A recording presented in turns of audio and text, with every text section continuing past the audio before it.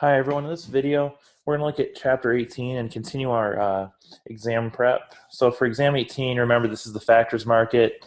And kind of the first two things we talked about with this was first we talked about marginal product of labor, which abbreviated as MPL. We said what this is, if I hire an additional worker, what do I put out? In our formula for this, we said MPL is change of Q, which is our change in output, divided by our change in labor, or delta L, which is the change in labor, which is how many workers or how many more units of labor do I hire. And an issue we ran into with this was that, we measure our workers, we pay them with wages, we don't pay them with our goods, we pay them with wages, but we're looking at their contributions in terms of what they produce. So to help alleviate that, we got into what's called the value of marginal product of labor, which is the value of hiring an additional worker, which is just the price of the good. So in this case, P is the price of the good, and MPL is, again, our marginal product of labor. And what this does, it puts a monetary value on how much an additional worker brings to our firm. So with this, one of the things we kind of saw was this idea of diminishing marginal product. And what this says that it tells us that as our quantity increases, we'll see our marginal product of labor fall. And this may not be right. So if we have 1 to 5 people, right, we can get a line going, things become more efficient. But if we think about like a classroom, if we have 100 people trying to build birdhouses in a regular sized classroom, that 101st person is not going to do much good. So that's the key idea of that diminishing marginal product. And then as we're looking at our inputs and outputs, we talked about the production function. And the key thing we need to know about this is that it shows a relationship between inputs and outputs. Right, so if I have, let's say, 10 workers and 5 computers, how many goods can I produce? Right, and that's what the production function will tell us. And the production function, there is no set, this is it. All right, if we imagine making cars versus making Q-tips, right, and if I have one person making Q-tips, they can probably make a pretty good amount. Whereas if I have one person making a car, maybe you can make a dent in that. So production function kind of shows that relationship, right? It can be different for different goods. And it can be different for different,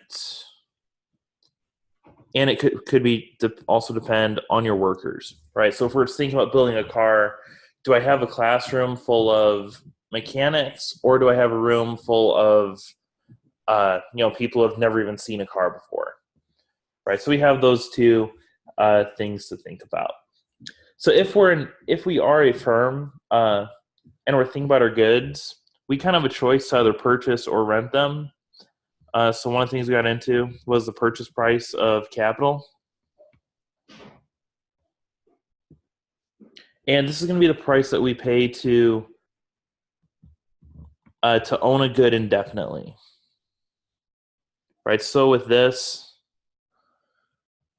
what we'll see is that, right, once you buy a good, you own it. No one else can come back and take it from you, right, unless you cease making payments on it. But if you have something, if you buy a bottle of Coke, or if you buy a new computer, or even if you bought, if I were to sell you my computer, I don't get to come back 6 months from now, find out you're doing something I don't approve of, and then take it back from you, right? Once I sell it, it's yours, right? You're free to do with it what you want to do with it. The other type of prices that we saw was a rental price. Right. And this is the price to own a good for a fixed amount of time, or to own a good, not to own a good, but the price to use a good for some period of time. So with our rental prices, what we might think about is renting land or office space. right? And with this, much like if you're renting an apartment or a house, right, you have your lease for, say, a year, 6 months, however long your lease is, and you have access to that space for that amount of time. The other type of rental that we might think about is our wages. Right. When you go to work, you give up your time. Your employer gets to kind of allocate you where they see fit.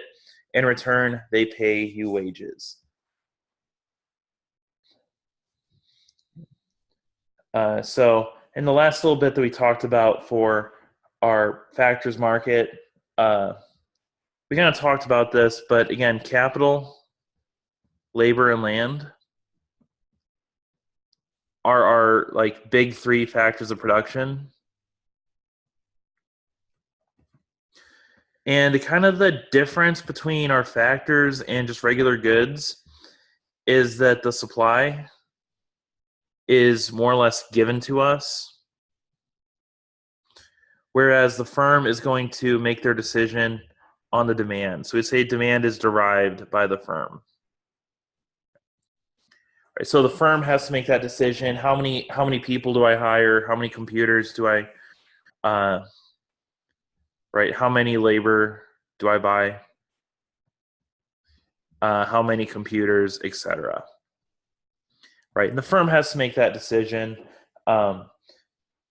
And again, with these three, when we're in the factors market, it's kind of flipped from our traditional goods market in that, again, supply, we don't really get to control much, but our demand, we have full say over. Hope this is helpful.